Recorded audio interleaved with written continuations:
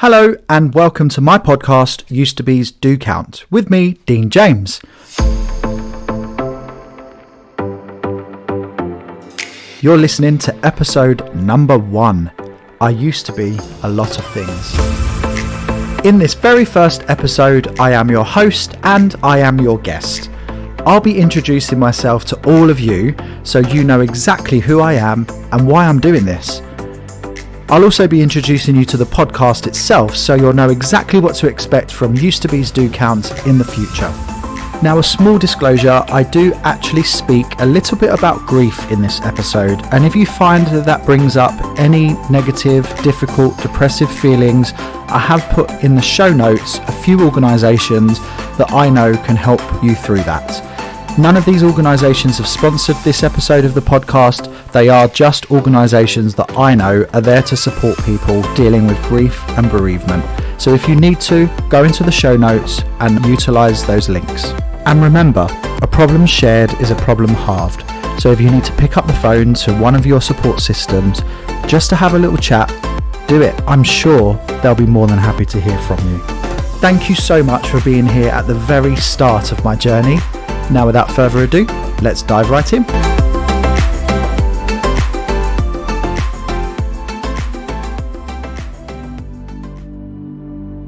I used to be a dancer. I used to be a choreographer. I used to be happy. I used to be a younger brother. I used to be fit and healthy. I used to be fearless. I used to be too anxious to leave the house. I used to be suicidal. I used to be part of a friendship group.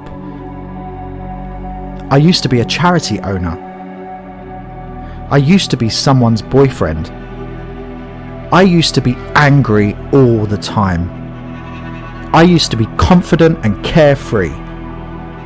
I used to be Citizen of the Year. I used to be an avid traveller. I used to be a mixologist. I used to be in a toxic relationship. All of these things are completely true. All of these things, at some point in my life, I've been. Some of them even coexisted at the same time, and I was multiple things at once. And all of these used-to-bes have contributed to the person I am today, because these used-to-bes really do count. If I look at any of these past jobs, roles, identity labels, human states or conditions, and reflect on how they might have played a significant part in my life, then there's no doubt that that experience would have contributed to shaping exactly who I am today. Overcoming adversity of all kinds, surviving illness, recovering from accidents, recovering from addiction, navigating huge changes that are out of our control, handling our successes, dealing with failures, dealing with heartbreak, grief, surviving abuse. These can all be part of navigating a life, of course. And these things certainly do shape our identity today. In this podcast, U2BDC Do Count, I'm going to be speaking with people about what and who they used to be. And we're going to explore how and why that was significant in shaping who they are today. We'll be exploring themes around navigating change, a person's transition into a new state of being, transformation, and ultimately our ever-evolving self. I'll be talking to people who are successful in their own right as of today. But I'll be exploring things about their past that you might have never have known. What did it take to get where they are today? What did they have to go through? What discoveries have they made along the way? What was there used to be that allowed and informed their current I am? We won't be dwelling on the past in a negative, stagnant way. We'll just be giving it its proper time, respect, courtesy and reflection in order to fully understand how that has led us to where we are today. See, past experiences, both successes and failures, are always a source of learning, and can inform future decisions and actions. In essence, our past, including what or who we used to be, is a rich tapestry that contributes to and enriches who we are today and what we have to offer the world. It's a narrative full of lessons, memories, celebrations, commiserations, and the foundation upon which we build our future. So why me? Why am I the person to explore these themes and navigate these conversations? Well, as you can tell by the way I started this episode, I used to be a lot of things. That was just some of them, by the way. I have lived a rich and fulfilled and hugely varied life, which I'm incredibly grateful for. I think I've been very lucky to have done so much with my life so far. But it's not always been easy. In fact, quite the contrary. There have been huge challenges along the way, and I have experienced adversity like many others. And that has sometimes caused me very low moments. I've also experienced huge highs, massive accomplishments, and euphoric successes. And through it all, I am reflective. I am a survivor. I am sensitive. I am empathetic. I am strong. I am happy. I am a great listener. I am not afraid. I am interested in people. I am interested in the human condition. I'm interested in society. I am disciplined. I am creative. I am a work in progress. I am ambitious. I am a great host. I am a good speaker. So why not? I am now a podcaster. And I am all of these things because of who and what I used to be. At some point, we all need to let go of the past in order to move on. That's definitely true, I think, and that is a healthy way of living.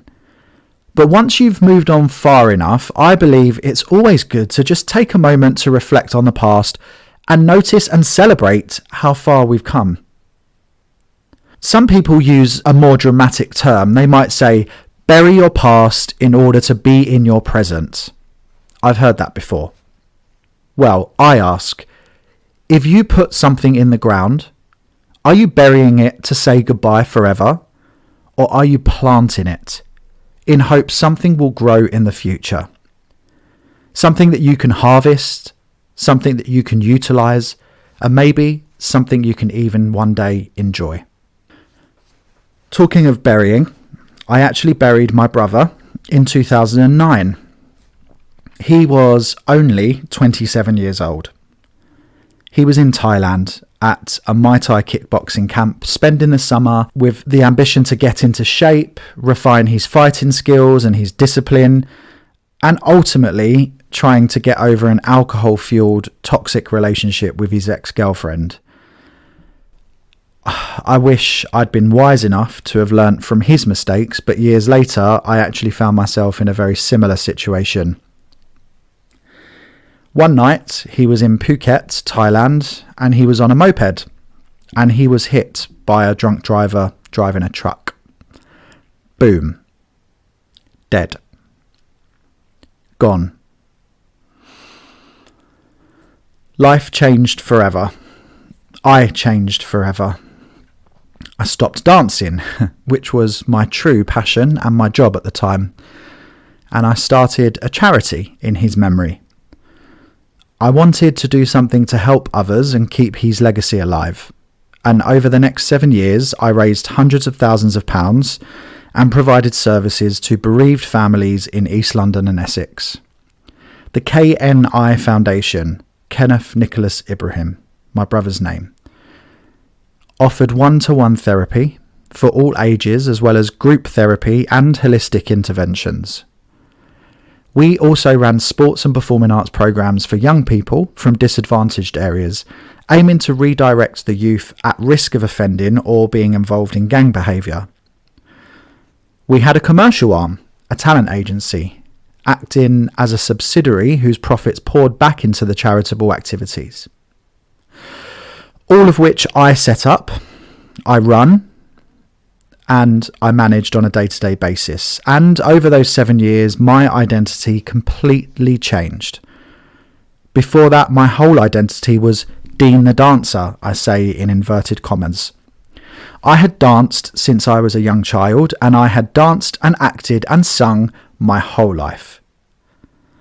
I had graduated with a performing arts degree, I had various agents, I was dancing for several companies, and I was working as a professional dancer and choreographer, touring the world, performing as well as running my own dance school back in London, teaching and choreographing and creating my own shows too. Being a dancer was so much more than a job. It was so much more than even a lifestyle. It was part of my makeup. It was part of how I saw the world and how the world saw me. It was my true identity. It gave me safety and a quiet confidence. I really knew who I was. So, who was I if I was no longer a dancer? A grieving brother? A charity owner? A business owner? A bereavement counsellor?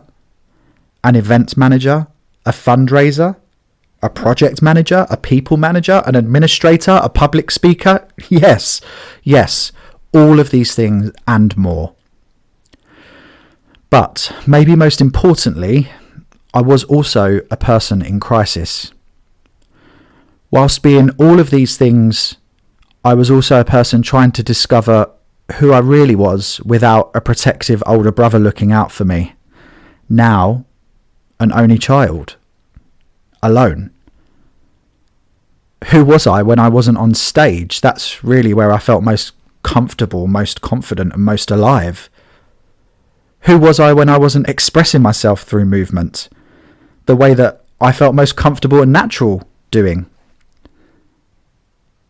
Now, I know at this point, Dean the Dancer, Dean the Charity Owner, Dean the Grieving Brother, these are all of my significant used-to-bes. And these used-to-bes have definitely made me into who I am today. So, that's my story, and that's why I want to do this. So will you join me on my podcast journey as we hear compelling, inspiring, and some truly remarkable stories of one's used-to-bes? Yes, used-to-bes do count. They count in adding up to who we are today. So, let's start counting. And let's start making it count together.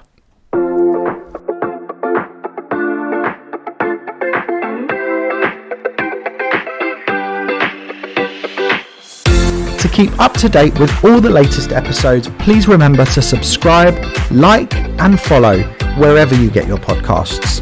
And if you're feeling extra generous, please also remember to share this podcast with friends and family. I really do rely on you, the listeners, to build our community and keep this podcast going.